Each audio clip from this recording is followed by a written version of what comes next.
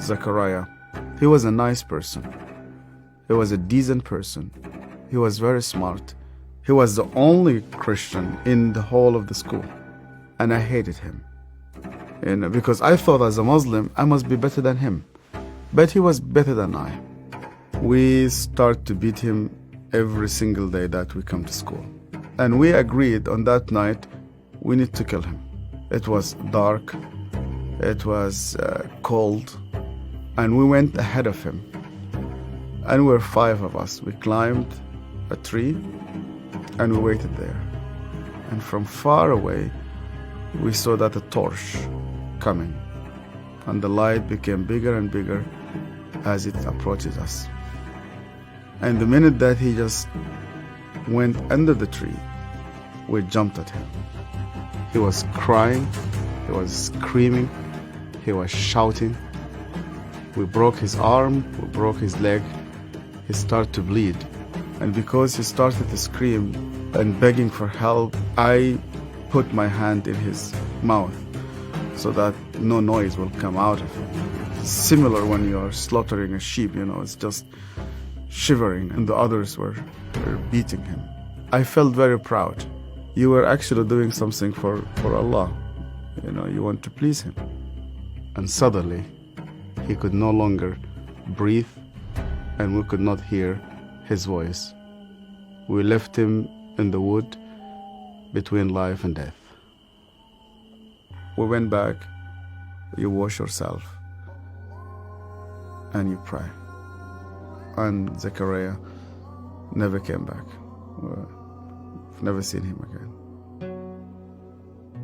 I was born and raised up in a very, very fanatic Muslim family.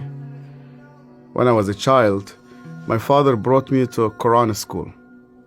I was only 8 years old, and my father just dropped me there. They shaved my head. We sat in a circle. The Shaykh sat in the middle of this circle, and he has a very long whip. I was forced to memorize the Quran. Every mistake that you do, this whip will just come right in the middle of your head. You're not allowed to cry, because in our culture they tell you men never cry. I was crying every single night. And they told me you belong to the Islamic Ummah, and that's why you fight for it, you stay loyal to it. I started to hate people, to hate everybody who's not a Muslim. And I especially used to hate the Jews. So I was preparing myself to go and fight for Allah in the jihad. But every night I went to bed, and when we put the light off, I did not know what will happen with me if I die. My cousin was severely sick, and the doctors, they said he's going to die. They gave him only a couple of days. And one day came 2 people. They were Coptic Christians, and one of them wanted to greet me, and then I saw he had a cross, and then I pulled my hand back. I said, well, I'm not going to touch a hand with a cross. And then he said to me, we hear that this child is sick. We would like to pray for him. And only out of politeness, I told them, okay. And they started to speak to God like a person that he speaks to his friend. They said, God, please heal this child. The minute that they said, Amen, this child opened his eyes for the first time in 4 weeks. He started to move his hands. He started to speak. He sat down in his bed and he started to walk. And one of those 2 persons who prayed sat down with me, and he said to me, you know what?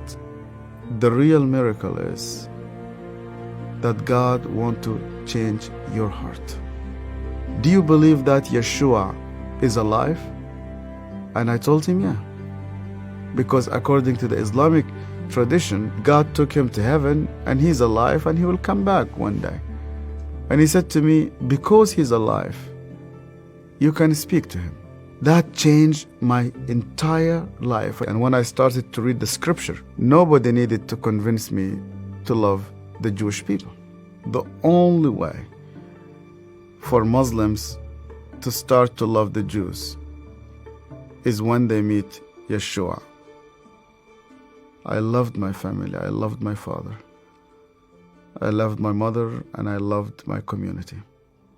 And when I decided to follow Yeshua, my grandfather and my father said to me, "You are no longer one of us." They made a funeral. They invited friends and family. They brought a coffin to the cemetery, and they said, "Our son is dead." To be declared dead with no family, I said to God, "Where are you?" I heard this voice, and this voice told me, "You know that the grave where your name is written, you know that grave is empty. And guess what? My grave is also empty." I went to Egypt for the first time after many years, and I was in a pastoral conference. And one of the Sudanese pastors came to me, it's an elderly man, gray hair, started to speak to me, and he asked me, "Where did you come from?" I told him my story. He started to cry. And then I asked him, "Why are you crying?" And he said to me, "Do you remember me? My name is Zechariah." And suddenly, I remembered him. The last time I saw him, it was in that dark night. I could hear suddenly the way that he was screaming, even though that was 25 years. Suddenly I started to see his broken arm and broken legs. I started to see the scars which I caused him. I started to be full of shame. I was a bad person, yeah. I was terrible. So Zechariah looked me straight into the eye again, and he said to me, "Yasser, because you hated me so much,